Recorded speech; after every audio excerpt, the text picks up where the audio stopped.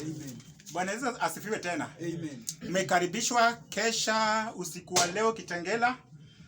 Wherever you are watching us from, welcome kwa night vigil Friday tonight mini kesha. Na mimi nakwambia itakuwa baraka katika jina kula Yesu Kristo. Najua kuna wengi wanatutazama, wengine wako kwa matatu wanasafiri, wengine wako hospitalini, wengine pia wako Saudi Arabia, wako Qatar, katika kila pembe ya nchi, na wengine pia ni brother zetu wako pale kule bana petu wote wako pale diaspora. Naomba tu ya kwamba kila mmoja Church Without Walls pamoja na wale ambao wako ndani ya hema katika jina kula Yesu Kristo, kwa neema ya Mwenyezi Mungu muweze kupunguza mkono mseme tu hallelujah. Amen. We give God all the glory and we magnify his holy name. Tonight I want to share a message on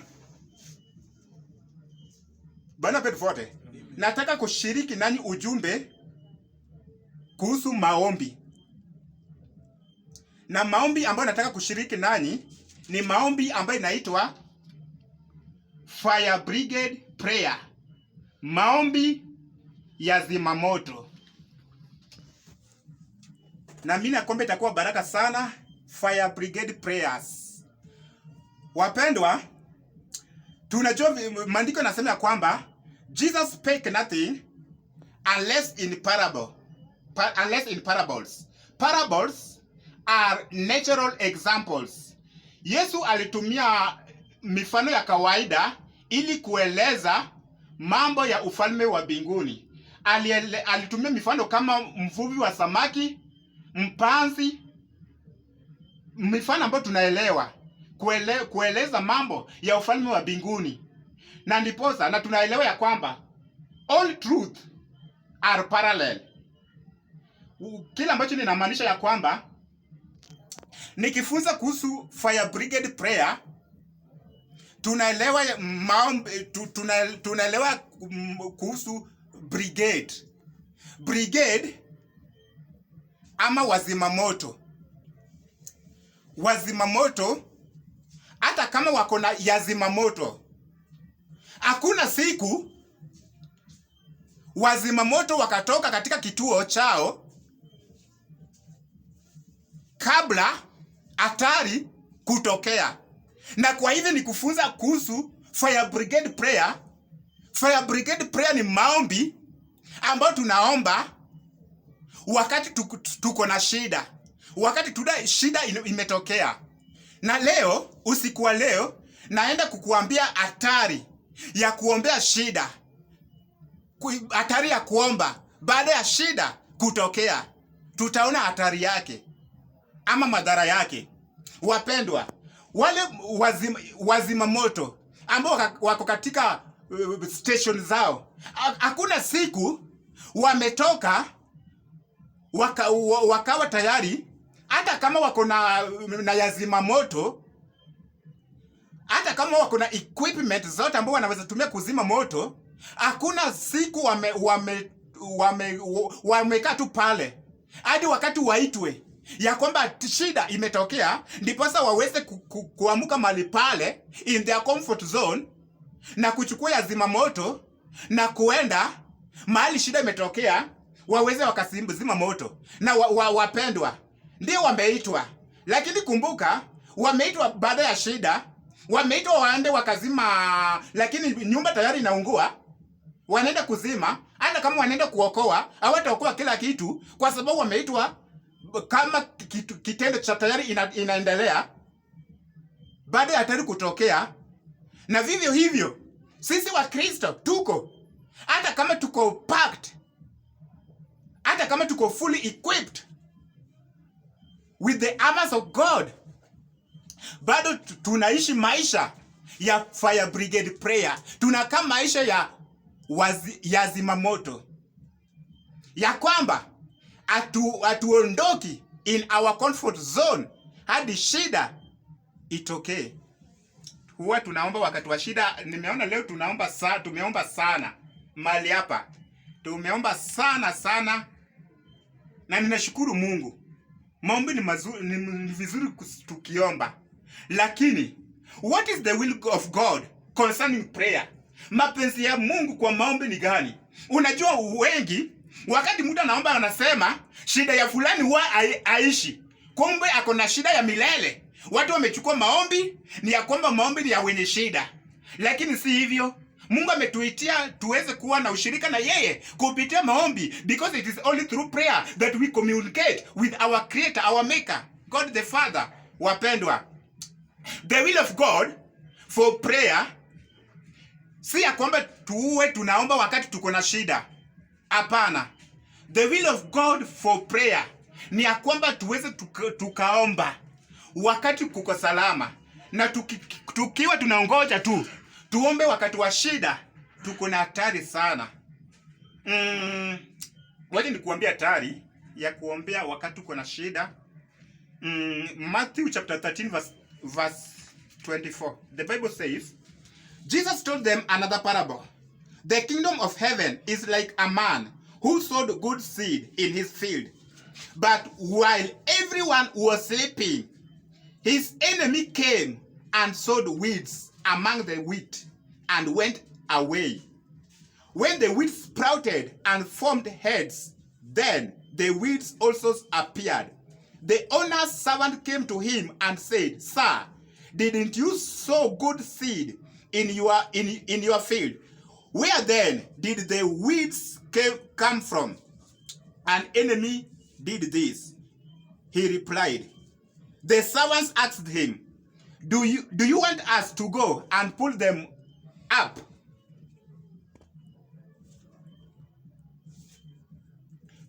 Walijibaje? No. Ni hatari sana. Amen. Yani, maandiko nasema ya kwamba wakati watu walilala, ufalme wa mbingu inalinganishwa na yule ambaye alienda akapanda mbegu nzuri.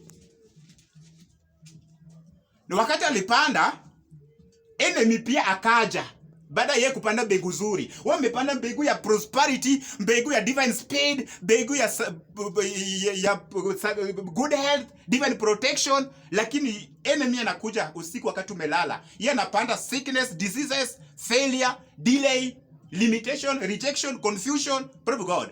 Maandiko yanasema kwamba madui anapanda wakati when everyone was asleep. Praise God. Wakati walilala, when men slept, madui alikuja. Lakini baada ya adui kikuja, alikapanda, akaenda. Na baada ya kuenda, mwenye shamba akagundua. Praise God. Wakauliza kwamba si tulipanda mbegu nzuri, sasa hizi mbegu mbaya zimetokea wapi? Wakasema enemy alifanya hivyo, ambao ni shetani. Lakini wanauliza. Imagine the angels are asking. Angels wanauliza.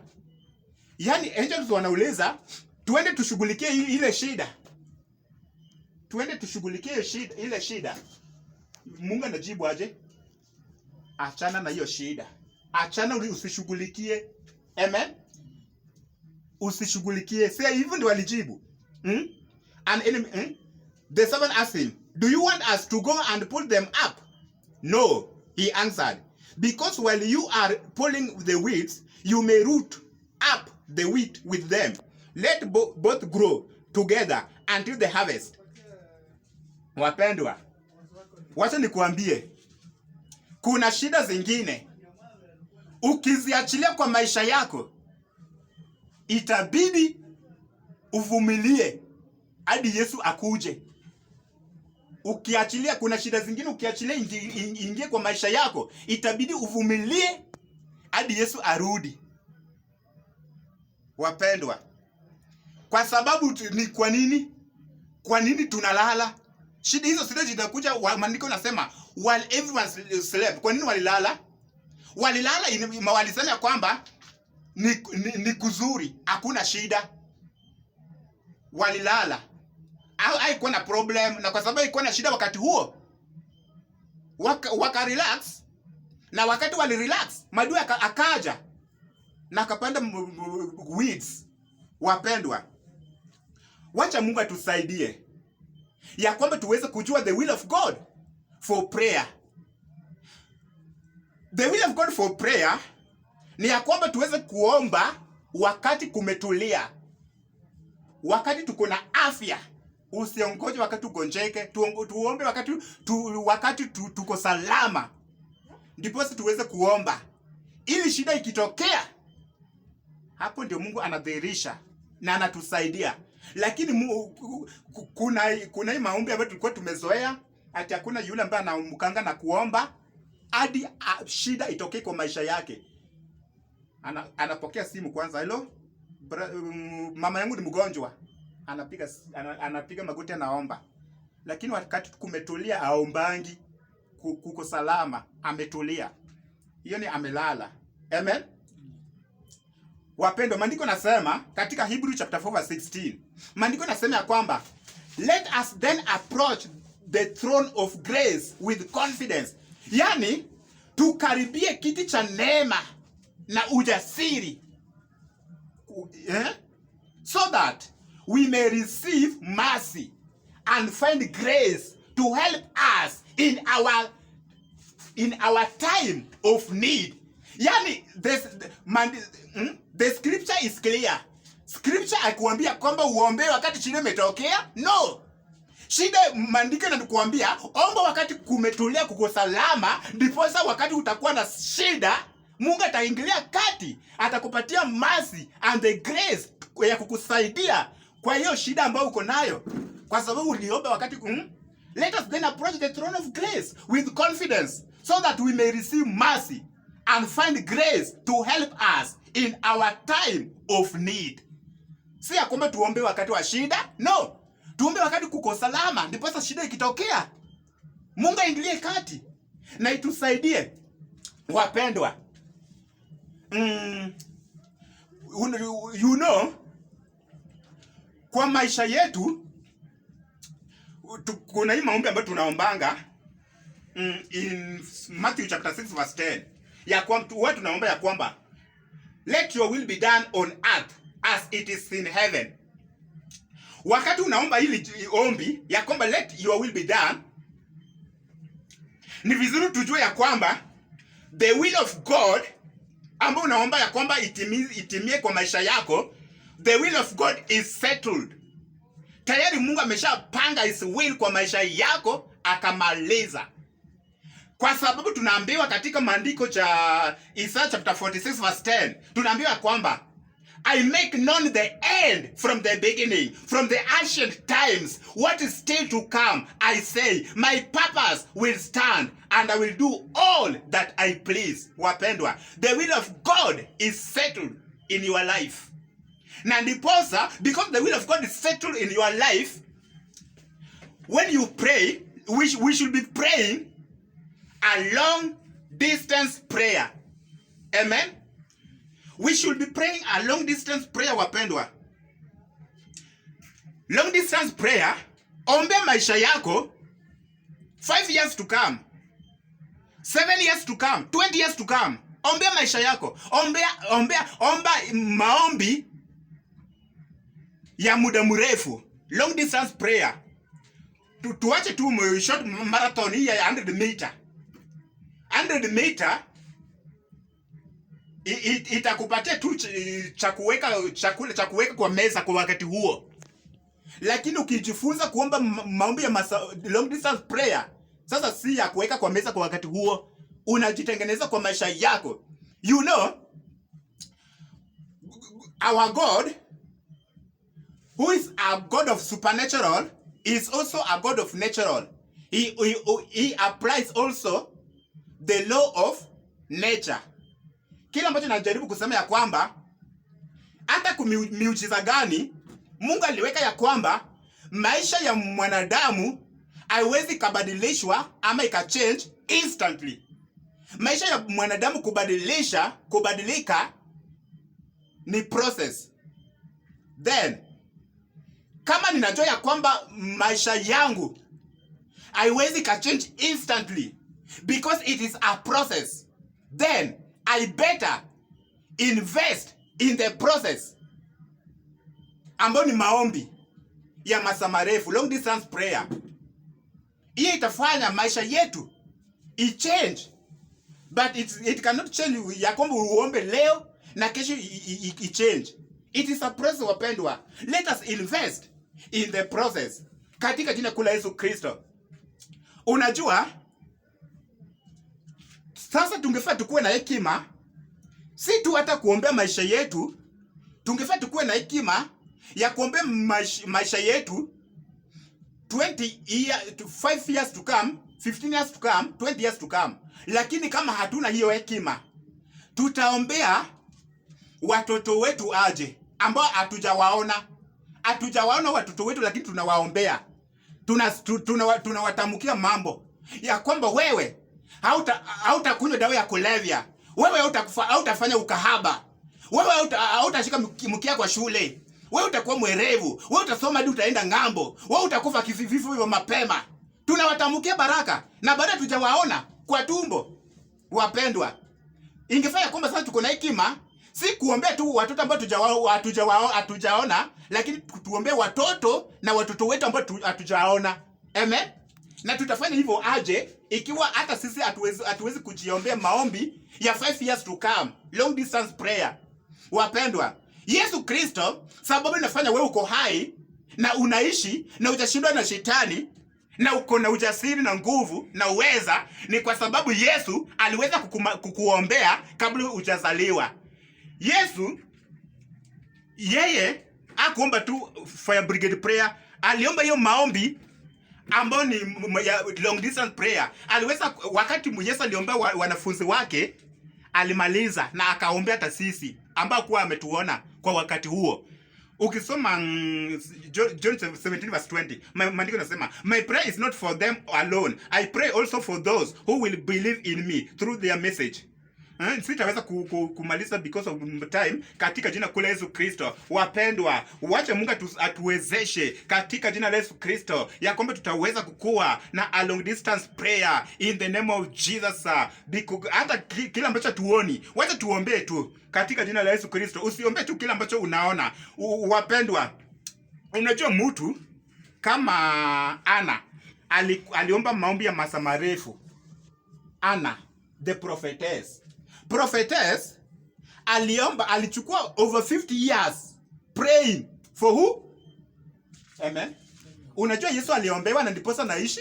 Unajua Yesu angekosa kuombewa angemalizwa na Herode, lakini Mungu aliweka Mungu aliweza kufanya huyu prophetess anaitwa Ana aweze kuombea Yesu kwa ajili ya hatima yake, na akamwombea Yesu. He was interceding for Jesus for over 50 years. Huyu ambaye anaitwa prophetess Anna. Ukisoma Luke chapter 2 verse 36, there was a prophetess Anna, the daughter of Phanuel of the tribe of Asher. She was an old. She had lived with her husband 7 years after her marriage, and then was a widow until she was 84. She never left the temple but worshiped night and day, fasting and pray. Alikuwa naomba na kufunga kwa ajili ya kuzaliwa kwa Mwenyezi Mungu. Wapendwa, wacha Mungu tusaidie ya kwamba tutaomba si tu na tutaomba a long distance prayer. Hatutakuwa na maombi ambayo tunaomba tu kabla baada ya shida kutokea. Tutaomba kabla shida kutokea katika jina la Yesu Kristo. Kile ambacho nilifanya wafuasi wa Yesu wote wakasimama ni kwa sababu Yesu aliweza kuwaombea katika jina la Yesu Kristo.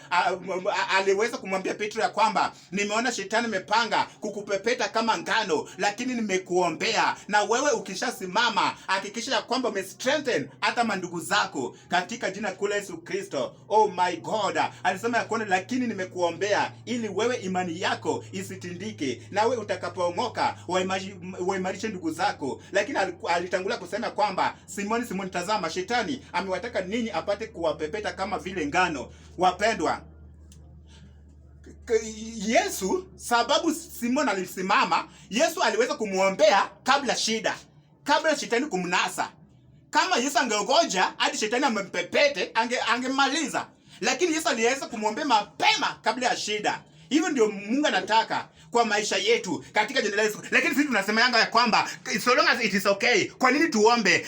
It is okay. Asioni shida yoyote. Kwa nini niombe? Maandiko yanasema katika kitabu cha 1 Thessalonians chapter 5 verse 3 ya kwamba for when they shall say peace and safety, then sudden destruction shall come upon them as a travel upon a woman with child, and they shall not escape.